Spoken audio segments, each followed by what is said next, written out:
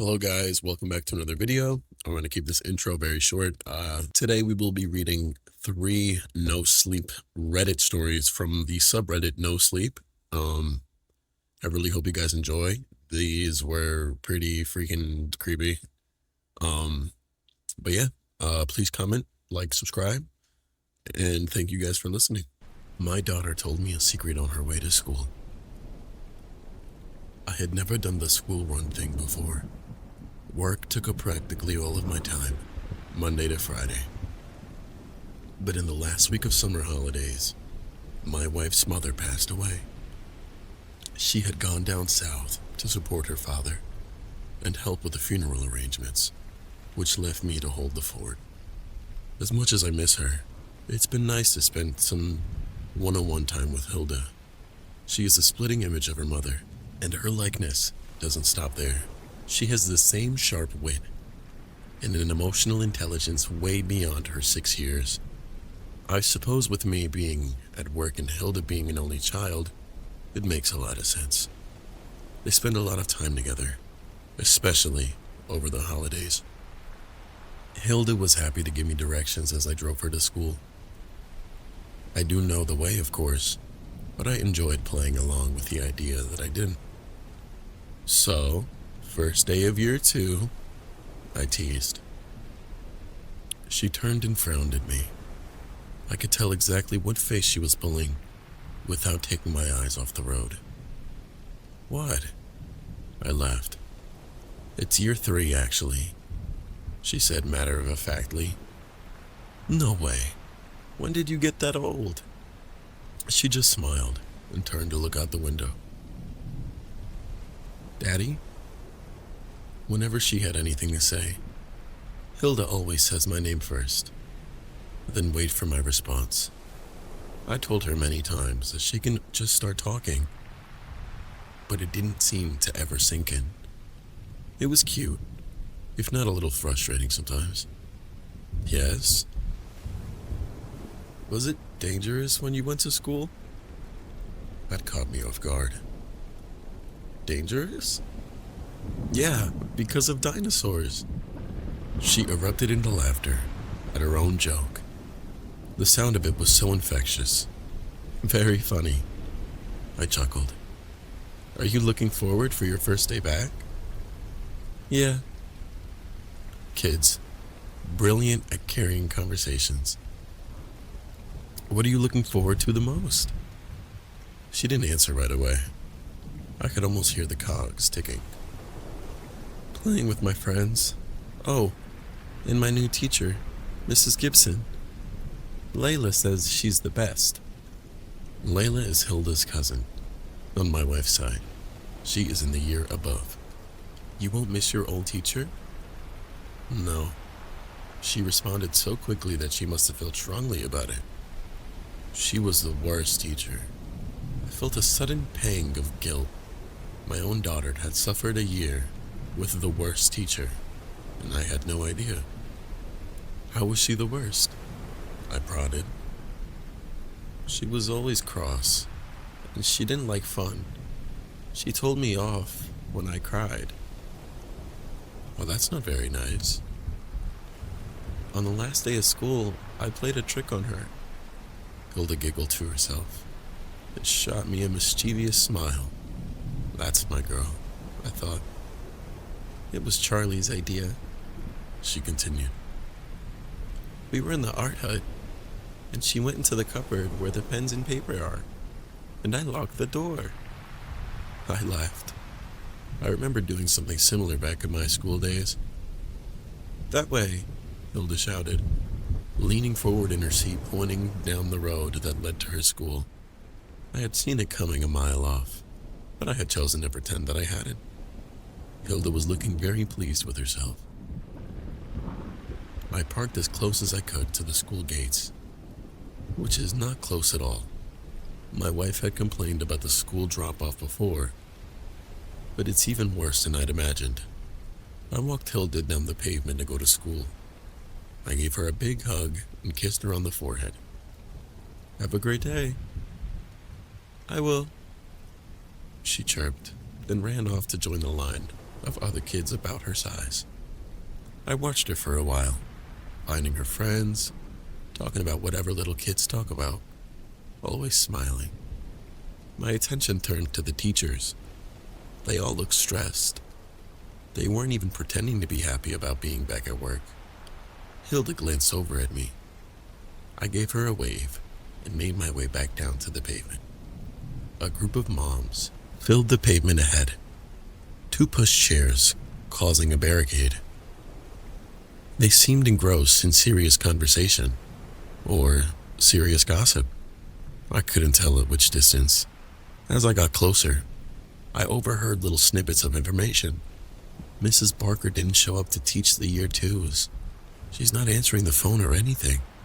I heard she wasn't at teaching training day either. A friend of mine is her neighbor, and she says she hadn't seen her all summer. I stopped in my tracks. A wave of dread rushed over me. Mrs. Baker, the year 2 teacher, Hilda's teacher last year. I turned back towards the school and marched up to the gates on wobbly legs. The children had gone inside. I walked up to reception and tried to calm my breathing. Hi, I'm Hilda's dad. She left her coat in the art hut before the summer holidays. My wife asked me to get it back. I just about managed to get the words out. Yes, of course, the chirpy receptionist replied. It's just around the left side of the building. It has not been opened yet, so here's the key. Just drop it back off when you're done.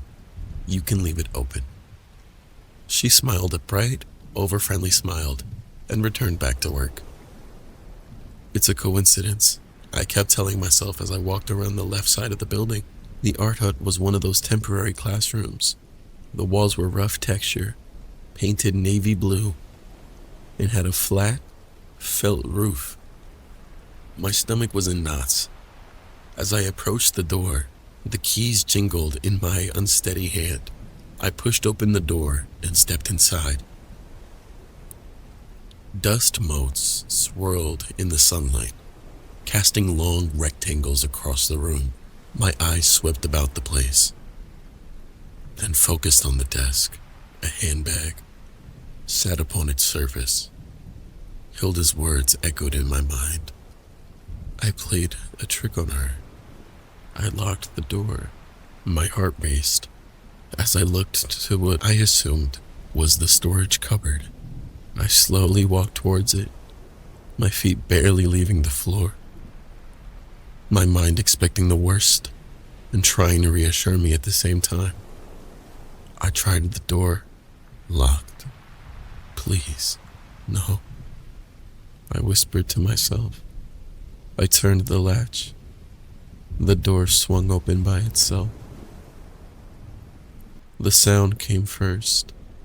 The wet thwack against the carpet. Then the smell. I leapt back, gagging, covering my face with my hands as my breakfast sprayed out from in between my fingers. As much as I didn't want to look, I couldn't look away. She was curled in a ball, holding her knees to her chest. I guess she had been leaning against the door. Her skin was brown and leathery, wrapped tightly around her bones. Her white summer dress was stained with large, wet blotches of yellow and brown. She was dead because of my poor, sweet, innocent Hilda.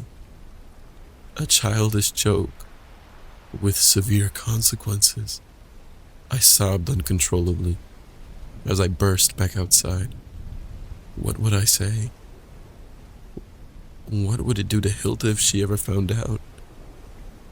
If I tell the truth, everyone will know.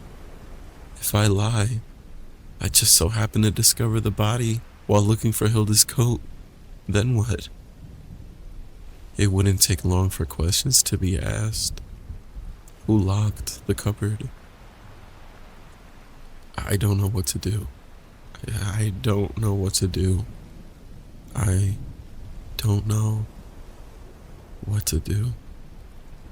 Me and my friends went to Disneyland last month, and now my boyfriend isn't acting like himself.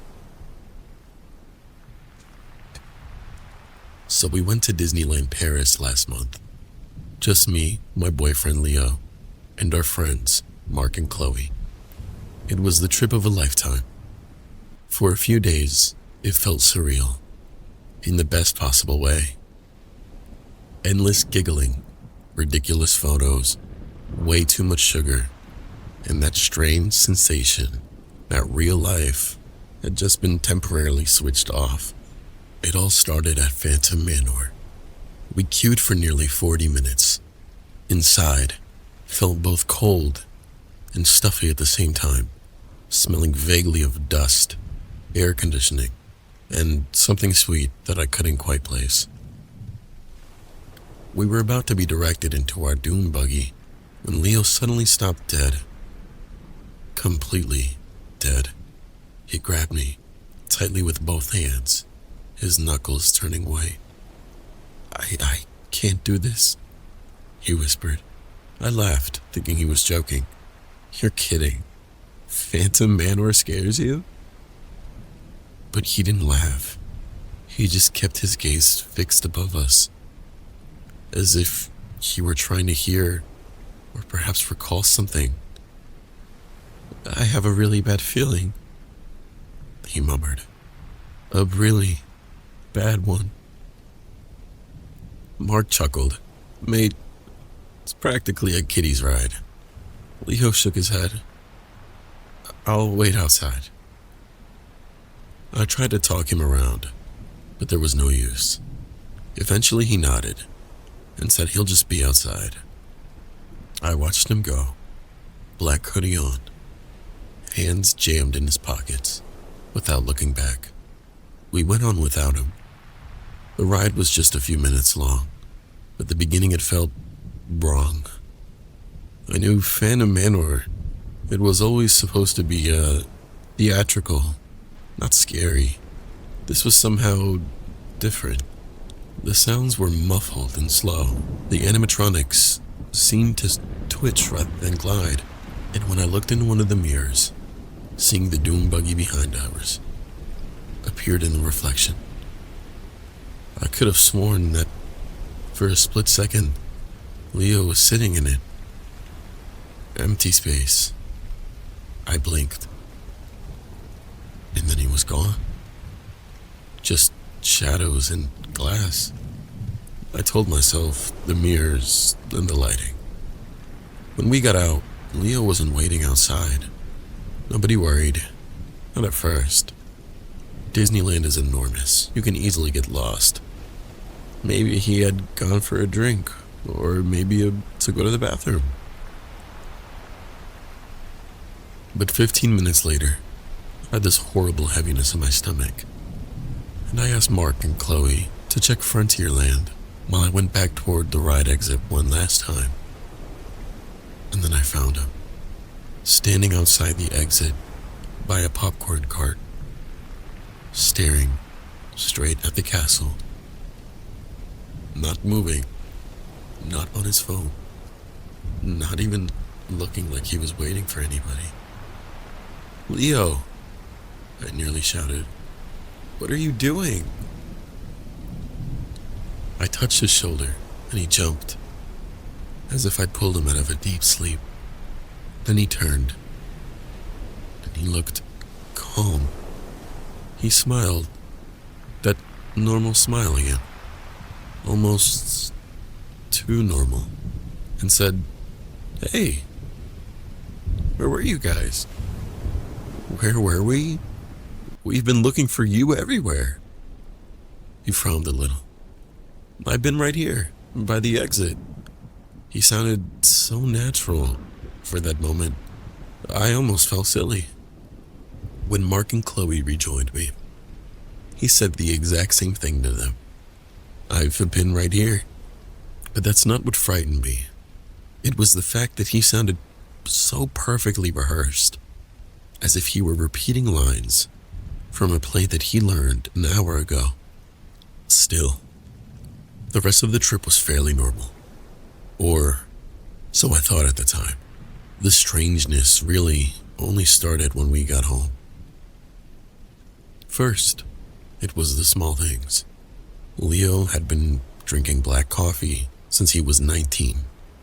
The other morning, I saw him spoon 3 tablespoons of sugar into his cup. And when he noticed me staring, he shrugged. Guess I developed a sweet tooth. Then he started forgetting things. Our things. On our first date, a pigeon had swooped down and snatched a whole hot dog out of his hand, and we'd both laughed so hard we'd both cry, and passers-by stared right at us, as if we were clinically insane.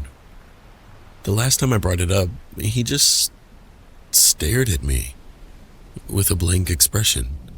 Oh, right. He didn't recall anything. Not even the ketchup stain on his shirt. Not that I'd call the pigeon the bandit. Nothing. Then it got worse. He started humming melodies I'd never heard before.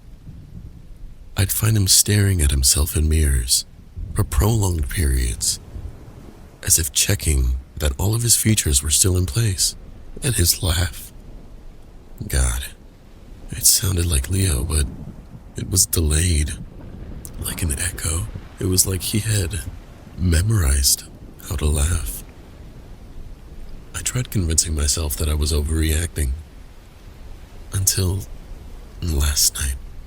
We were on the sofa, watching a movie, when I made a joke about the cheese drawer. It was our own private little phrase for emergency chocolate stash in the back of the cupboard. Leo looked at me blankly. What cheese drawer? My body went cold. You know, the cheese drawer. I don't know what you're talking about. He really didn't know. There was no faking it. I fled to the bathroom and called Chloe. My hands were shaking so bad, I nearly dropped the phone. Chloe, there's something wrong with Leo. What happened? He's been so different since Disneyland. He's been forgetting things, acting completely different. I feel like he never came back. There was a long silence on the line. Too long. Chloe? When she finally spoke, her voice barely a whisper. Sarah, Leo rang me last week. I froze. What? He said he was worried about you. My chest tightened.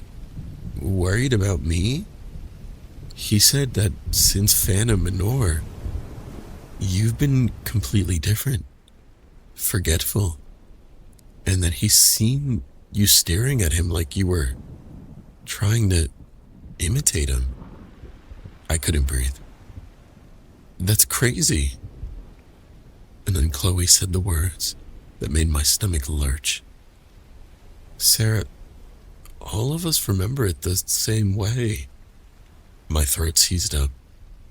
What do you mean? You were the only one who was worried and saying you had a bad feeling. Cold flooded my body. No, you stayed outside, Chloe whispered. Mark and I went on the ride with Leo. That's not possible. We spent nearly an hour looking for you afterwards. My mind went completely blank. The most terrifying thing was that Chloe had always agreed with me. Every time we talk about the trip, she remembered Leo staying outside. Now suddenly, she didn't. Then we found you stood by a popcorn stand, Chloe said with her voice very quiet. Just repeating that you'd been here the whole time. My phone nearly slipped out of my hand. I'm sitting in the living room, trying not to panic. I can hear him in the kitchen, still humming the same new tune, cabinets opening and closing with excruciating slowness. Just a minute ago, he called my name, but for a split second, his voice sounded doubled, like two people were talking at once. He thinks I'm in the shower, and I can't stop thinking about one thing. If Leo remembers I stayed outside, and I remember that about him, then who actually went on the ride? And which one of us is home?